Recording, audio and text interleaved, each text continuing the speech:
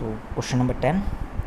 A point charge of -2 microcoulomb is located at the center of the spherical cavity of radius 6.50 centimeter inside an insulating charged solid. The charge density of the solid in the solid is rho equals this. Calculate the electric field inside the solid at a distance of 9.50 centimeter from the center of the cavity. बच्चों एकदम ये symmetric वाला question है भाई.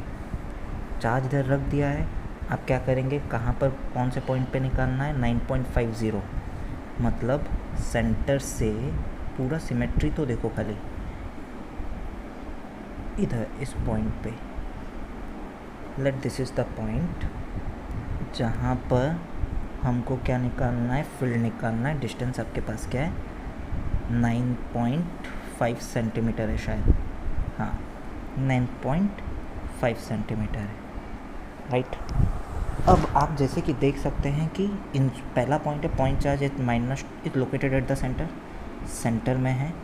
दूसरा बोला है कि the charge density of the solid, ये इधर भी आपके पास क्या है, कुछ चार्जेस हैं विच इज़ यूनिफॉर्मली चार्ज्ड, क्योंकि चार्ज डेंसिटी कांस्टेंट है. इसका मतलब क्या है, आपके पास एक स्पेरिकल गॉसियन सरफेस लेता हूँ, समझना. अगर एक स्पेरिकल गॉसियन सरफेस लेता हूँ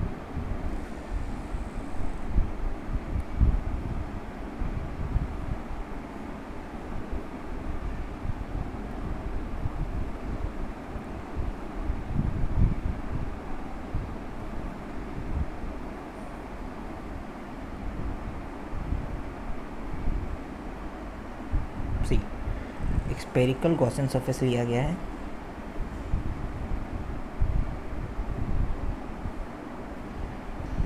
ठीक है, एक स्पेरिकल गॉसियन सरफेस लेता हूँ तो यहाँ पर आप कोई भी पॉइंट पे बोलेंगे. जैसे यहाँ पर हम लोग सबसे पहले कौन सा पॉइंट ले रहे हैं, ये वाला पॉइंट देख रहे हैं. इस पॉइंट ए, ये point B, point C and point D. कोई भी पॉइंट, तो दिस इज़ हमने कंसिडर किया Gaussian surface. So I can say that every point on the surface has same field intensity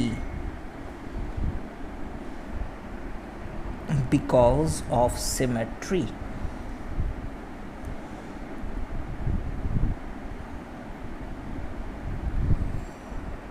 Every point on the surface is same electric field because of symmetry. See, symmetry की वजह से आपके पास field भी क्या है, यहाँ पर हर point पे क्या है, सेम है, बिकॉज ऑफ सिमेट्री.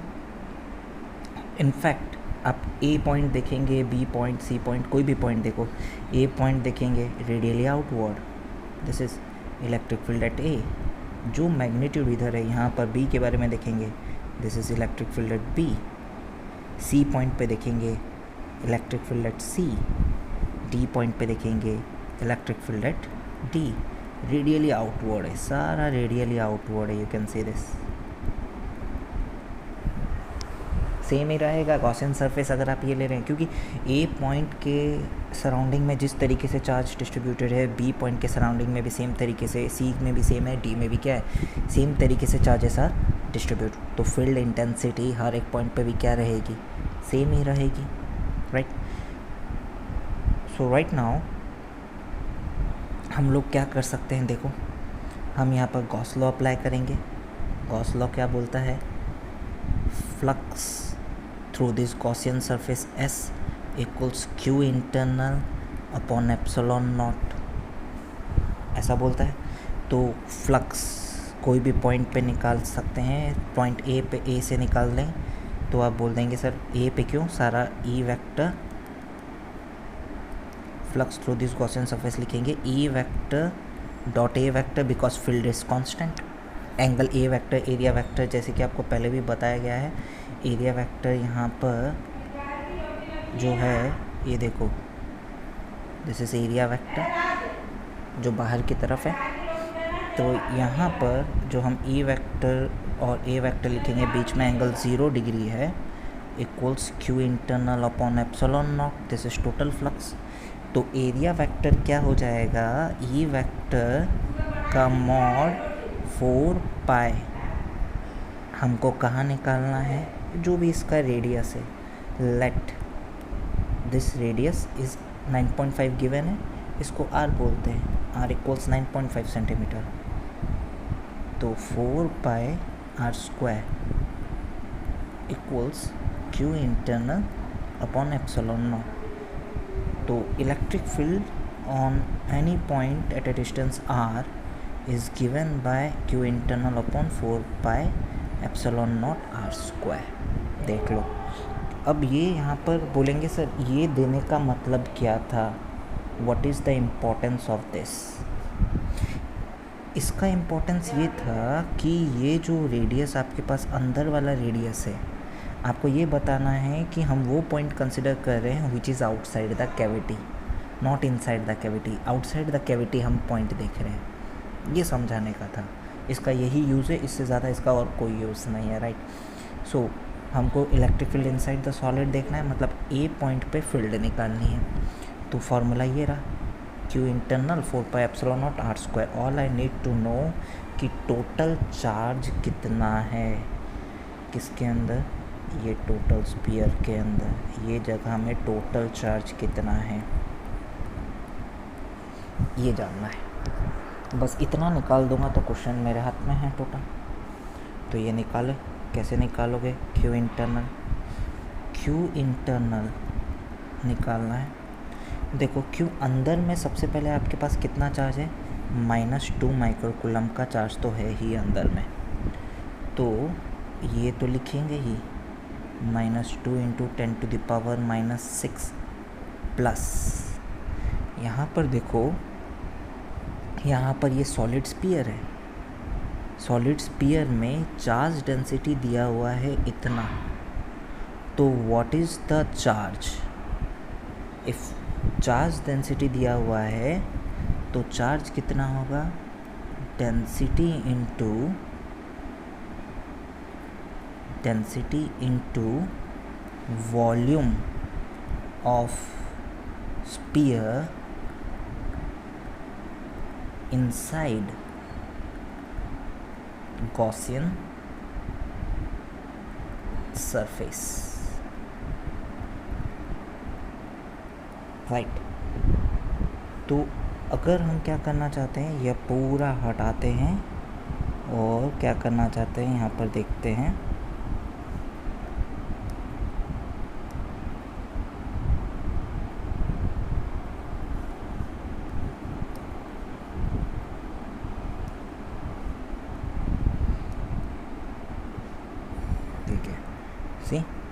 अब यहाँ पर देखते हैं,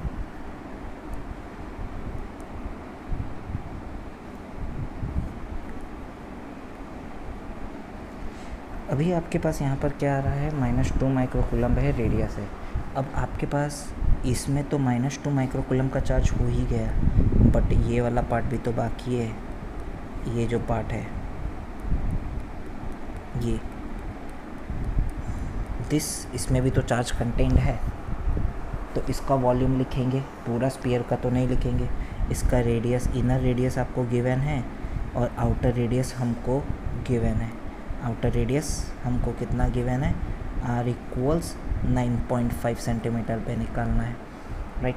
तो हमारे पास वैल्यू कितनी आ जाएगी, देखो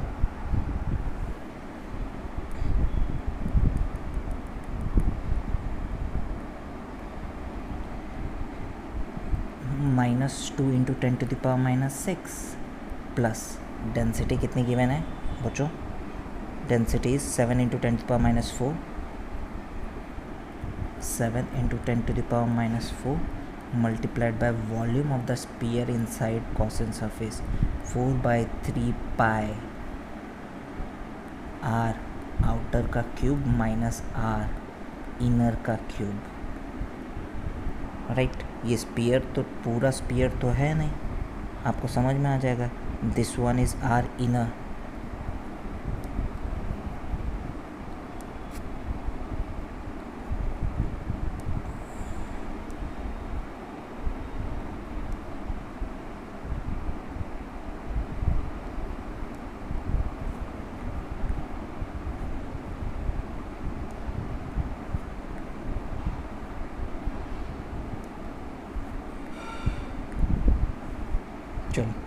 हमारे पास ये वाला जो रेडियस है, this radius is R inner and this radius is R outer.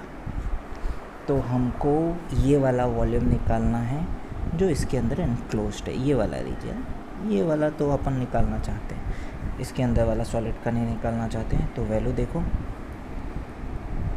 -2 into 10⁻⁻6 plus 7 into 10⁻⁻4 multiplied by 4/3 pi. R outer 9.5 centimetre है, 9.5 इंटू 10⁻⁻2 माइनस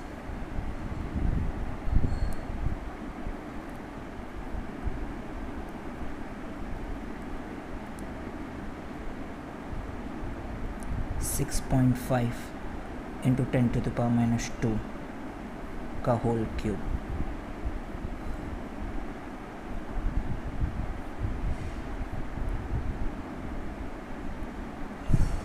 हो गया। अब बस कुछ नहीं, अब थोड़ा सा कैलकुलेशन वाला पार्ट है, ज़्यादा और कुछ नहीं है। +7 इंटू 10⁻⁻4 मल्टीप्लाइड बाय 4/3 पाई 9.5 का क्यूब माइनस 6.5 का क्यूब मल्टीप्लाइड बाय 10⁻⁻6, राइट। तो ये वाला पार्ट हम कैलकुलेट करके देख लेते हैं।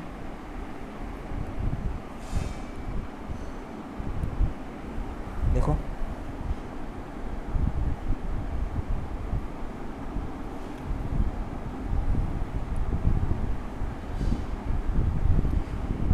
तो सबसे पहले हमको क्या चाहिए, 4/3 पाई, वो बाद में देखेंगे, 4 इंटू पाई इंटू 9.5 का क्यूब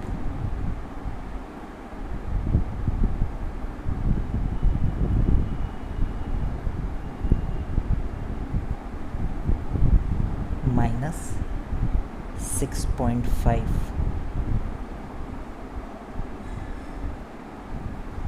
का क्यूब पूरा बंद होता है, divided by 3 multiplied by 7। So value is, आपके सामने जैसे वैल्यू आ रहा है 17087.12244, ऐसा कुछ आ रहा है। तो हम यहाँ पर ये वाला पार्ट देखेंगे, equals -2 into 10⁻⁻6 plus 087 into 10⁻⁻10, right.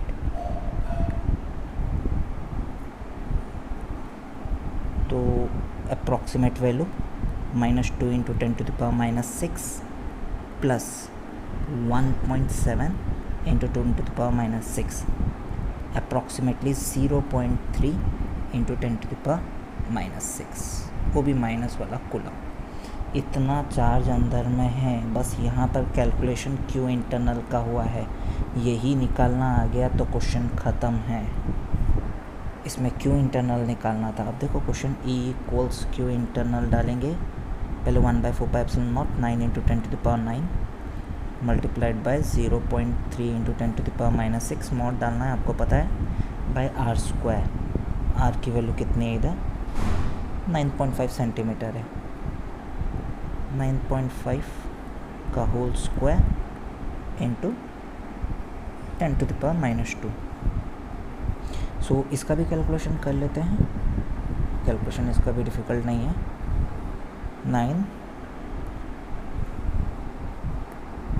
9 into 0.3, sorry 9 into 0.3 divided by 9.5 divided by 9.5। So value है 0.0 0.0, देखो यहाँ पर 0.0299, तो इसको 0.03 अप्रॉक्सीमेटली बोल सकते हैं। तो अप्रॉक्सीमेटली 0.03 इंटू 10 का पावर 9 है, into 10 to the power -6 divide by 10 to the power -2, that is 0.03 into 10 to the power 11 multiply 10 to the power -6, that is 0.03 into 10 to the power 5 Newton पर कूलम। देख लो कौन सा ऑप्शन इसमें सही है।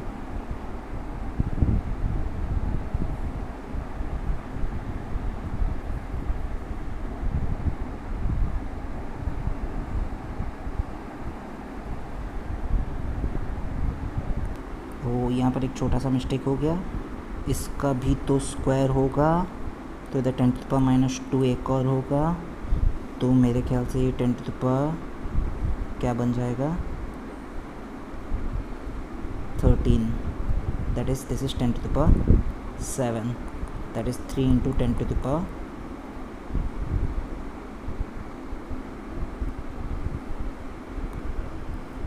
3 into 10 to the power 5 Newton पर coulomb.